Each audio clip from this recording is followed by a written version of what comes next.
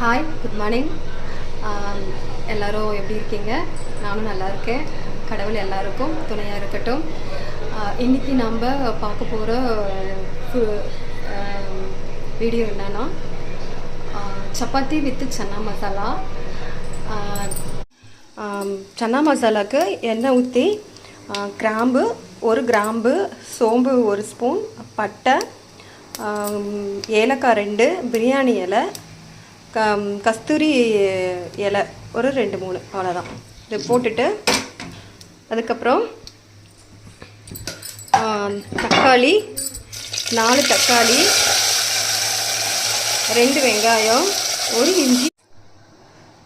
Next வந்து சன்னா மசாலாவுக்கு gravy ready பண்ண போகிறோம். அதுக்கு வந்து சன்னா வந்து ஓவர் நைட் வந்து சன்னா ஊற வச்சுருந்தேன். அதை வந்து ஒரு 4 to 5 விசில் எடுத்துகிட்டு அந்த சன்னாவை தண்ணி வடிச்சிட்டு மீதி கொஞ்சம் சன்னா வந்து நம்ம கிரேவிக்காக மிக்சியில் போட்டு அரைக்க போகிறோம். ஸோ அதுக்கு வந்து கொஞ்சமாக சன்னா எடுத்திருக்கேன். அதில் கொஞ்சம் நம்ம வந்து இப்போது தேங்காய் சேர்க்க போகிறோம். தேங்காய் கொஞ்சம் போட்டோம்னா கொஞ்சம் கிரேவி கொஞ்சம். நெக்ஸ்ட்டு நம்ம அரைச்ச சன்னா கிரேவி வந்து இப்படி தான் இருக்கும். ஸோ நம்ம இதை வந்து கிரேவியில் போட போகிறோம்.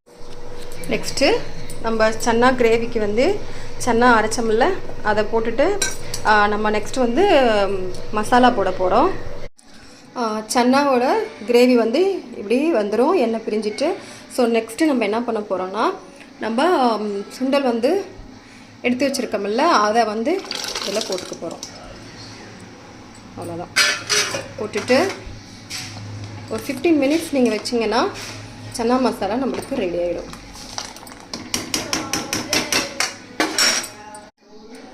இப்போது நம்ம காரம் உப்பு காரம் எல்லாத்தையும் செக் பண்ணிவிட்டு லாஸ்ட்டாக கொஞ்சம் நம்ம சீனி சேர்க்க போகிறோம். சீனி வந்து எதுக்குன்னா இந்த சன்னா மசாலாவுக்கு வந்து ஹோட்டல் ஸ்டைலில் இருக்கிற அந்த டேஸ்ட் வந்து கொடுக்கும். ஸோ லைட்டாக கொஞ்சம் சீனி சேர்த்துட்டு நீங்கள் ஒரு கலரிட்டு ஒரு 15 நிமிஷம் நீங்கள் வச்சிங்கன்னா கிரேவி வந்து ரெடி ஆகிடும். இப்போ chana masala side by side ready ஆகிட்டுருக்கு. ஸோ அதுக்கப்புறம் நான் சப்பாத்தி ரெடி பண்ணுறேன். பசங்களுக்கு இன்றைக்கி ஸ்கூலு, பெரியவனுக்கு மட்டும்தான் இன்றைக்கி ஸ்கூலு, சின்னவனுக்கு வந்து இன்றைக்கி லீவு. ஸோ பெரியவன் ஸ்கூலில் டிஃபன் நாட் அலோடு. ஸோ பெரியவன் வந்து எனக்கு சப்பாத்தி வேணும்னு அவன் ஸ்கூலில் அலோவ் பண்ணுவாங்க. அதனால் இன்றைக்கி சப்பாத்தியும் சன்னா மசாலாவும் ரெடி பண்ணியிருக்கேன். இப்போ சப்பாத்தி ரெடி பண்ணிட்டா நெக்ஸ்ட்டு வந்து சன்னா மசாலா அவ்வளோதான்.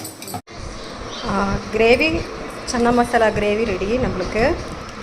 Next chapati ready. இப்போது பேக் பண்ண வேண்டியது தான் நம்மளுக்கு.